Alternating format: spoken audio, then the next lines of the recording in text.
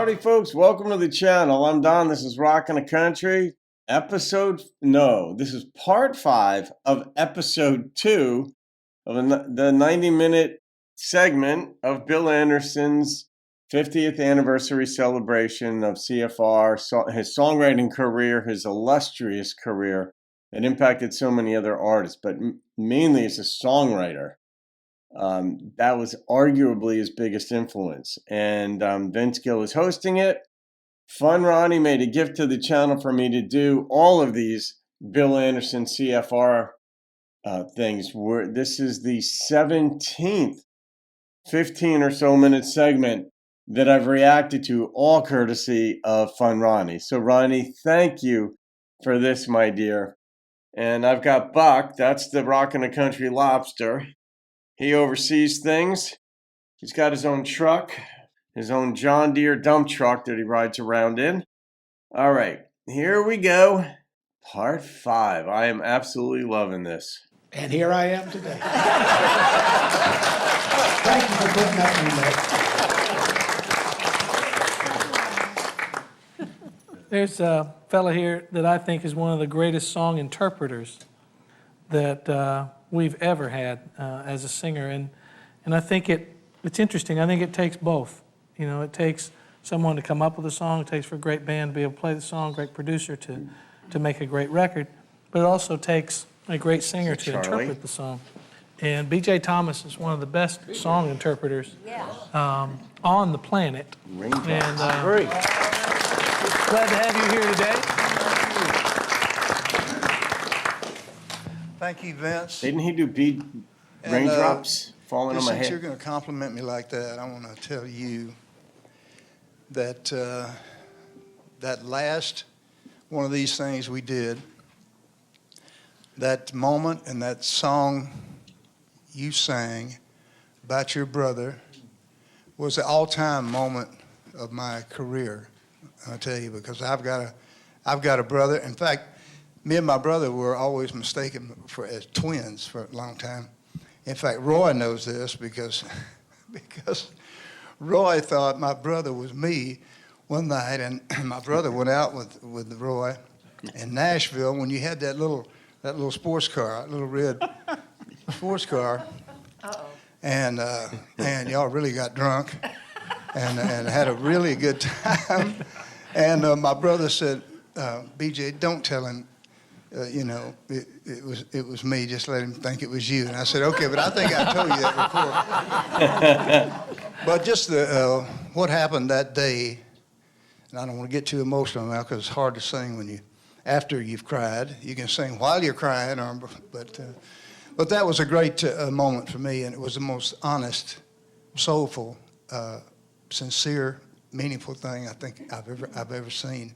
And I want to thank you for that, because you were gone the next day when I did say something about it. And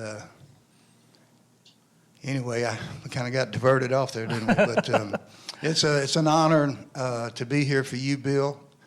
It's always been a great pleasure an honor to be able to say that if somebody says something about Bill Anderson, you say, yeah, well, Bill's my friend. I'm a friend of Bill's. And Bill is probably, if you've ever been interviewed by Bill, you know that he knows a lot more about you than you know about yourself. It was funny because he was talking to me about the redhead, about my wife, Gloria, and I went through the whole story. I said, oh, yeah, we met and we fell in love. And that's a real interesting story I have to tell you sometime. But and then I said, then we were together every day. We've been together every day since then. And he said, well, no, you separated twice. So he knows all about it. But Gloria and I have been married for fixing to be 42 years, and I want to do this. I'm glad I'm not singing this to her, but I'm singing this to you, Bill. Yeah.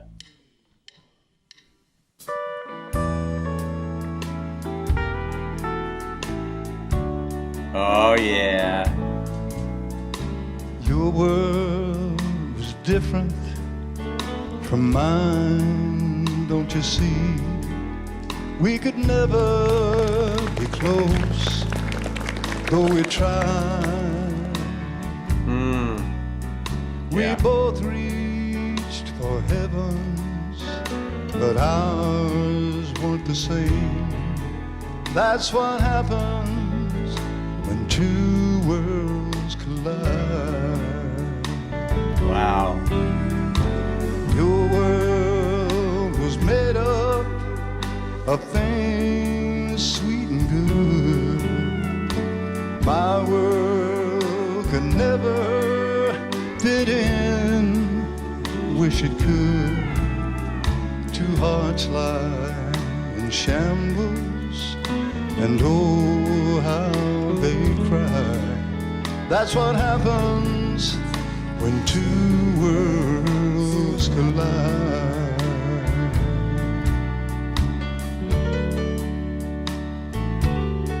I see what Vince meant by an interpreter.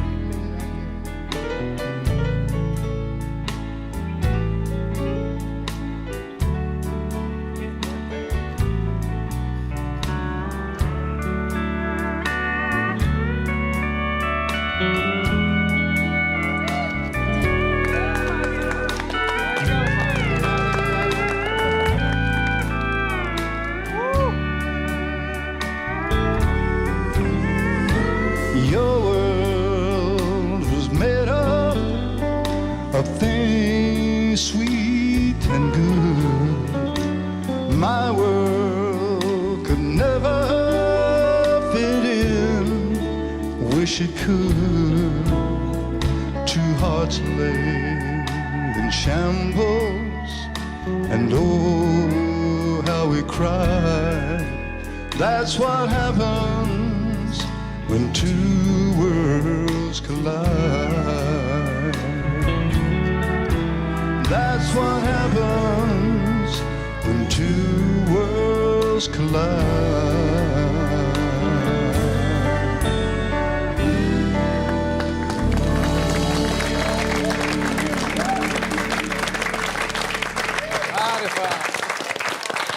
Thank you. That was a good melody you composed. I wish I'd have got it That's right. a great song. Let me tell you a story. We were talking a while ago about having a song on the B-side Right. of a record. One Yeah. of BJ's biggest pop hits, or big pop hits early in his career, was a song called The Eyes of a New York Woman. Yeah. Do you remember what was on the other side of that Yeah, record? I May Never Get to Heaven. Song It Buddy was on the Killen and I B-side, wrote called I May Never Get to it was Heaven, and you always really sang the fire out of the it. best side. And you know, I recorded with Chips Moman in those days, and he always saw me as a country artist. Of course, my first hit was a country thing, and I always had that country part of me, and Wonder where he's maybe from. it was the better part. But he always saw me as a country artist, and he played me that song, and it just killed me, you know. And I so would love singing that, and I'm gonna be singing it behind whoever's singing it today, because it's one of my favorite songs. Thank you, Bill. Well, you cut a great Great. record on it, man. Thank you. Thank you, buddy. Hey, Bill, was that You wrote on me that time. was that the song that you and Roger wrote and y'all played it all night so you wouldn't forget it? Yeah, when Tell two worlds them about- collide. Yeah, that was in the days way before cassette recorders and stuff, and we were riding from Nashville to San Antonio, in the back seat of Roger's old station wagon, and we wrote that song in the middle of the night, and we were afraid we were going to forget it, so we sat up all night. He'd sing it once or twice, then I'd sing it, then he'd sing it, then I'd sing it, and we finally got into San Antonio early in the morning and called a disc jockey from a radio station. He came over with a recorder, and we finally put it down. That's great. Well, that's One of the cool. few songs that Roger seldom co-wrote. And as we were talking about co-writing a while ago, but I was so proud to have my name on that song with him. BJ sang it great too. What was that line Roger said? Somebody asked him why he didn't like to co-write. He said, "Did Picasso co-paint?" Yeah.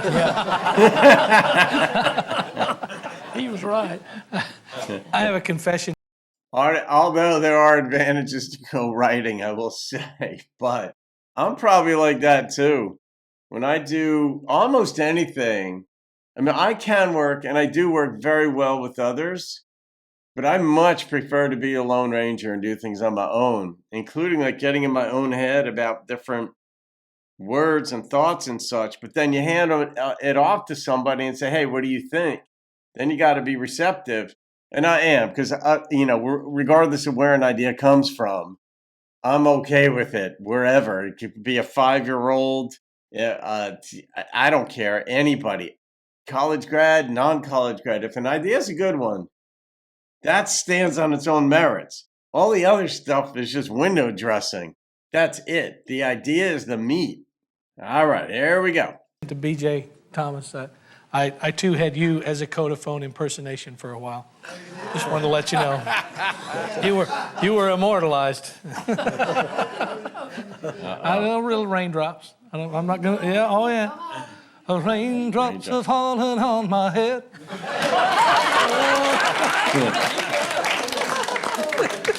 You have not been immortalized until Vince has had you on his Codaphone. I wish I'd have saved him. No, I love that man's voice. We were talking earlier about television. I may have to and do you've that had one. an equally as impressive career in television. We haven't talked about it much today, but you were in one of the soap operas, isn't that right? My whole life has been a soap opera. I was on One Life to Live How on long? ABC for about 3 years. Yeah. And then is that what got you the better sex? No, actually, Wait a minute. Better Let me set. rephrase. That was a TV show that he hosted, The Better Sex. no, I did the Better Sex first. That's the show what I I heard, co-hosted yeah. with. We're not going to get off of this one, are we? You started it. That was first, and then came the And then soap came opera? the soap opera, yeah. Then came the Nashville Network. and Right. I did a show on there called Fandango for about 6 years. That's right. Had Fun. It was Edgar the jukebox. Edgar the talking jukebox. Blake Pickett. That's right. Y'all remember? I know you remember Blake Pickett. T. Graham Brown T. Graham had a thing for Blake Pickett, I think. But no, and Ed Bruce is here today, and Ed has had I'm trying to make the correlation of some television work, acting. Another segue, yeah. Doing good with those segues. But Ed, thank you for being Jan here. Howard? My pleasure. It's an honor. Great writer and I'll an say. incredible voice. If I had his voice, I'd just take mine out and build a hen's nest in it. Great character. Great character. Vince, I don't want to back up, but I've been sitting here wondering if this pertains to Roy, if Thumbs Carlisle and Toes Clark ever did anything together, ever put any records together. Yeah. Did you ever play with Thumbs Carlisle, Roy? Yes, I did. Toes Clark and Thumbs Carlisle? We had a trio trying to make a living out in Nevada. You used to jam together? Yeah, but we're going. Oh, Jim. Toe jam. I wish I bad. had said that, and I will.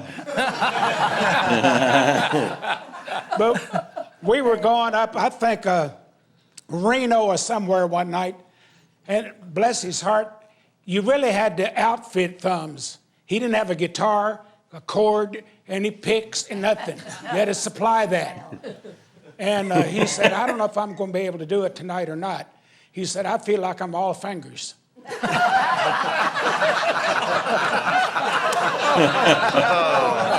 pretty. That was his line.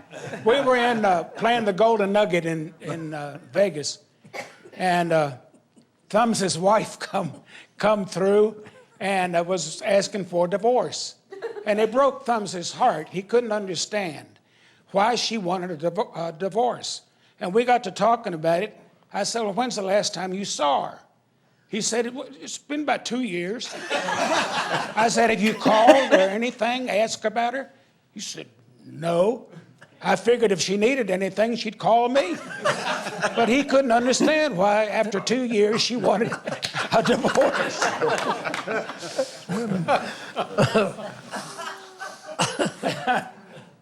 I don't know how Do you you feel top like all that. television had as big an impact on your career as anything else? Well, I've always look better on the radio, but television, yeah, in the early days, I did a syndicated show, started in 1965 through 1974 that Jan was on, Gene and Mary Lou and various.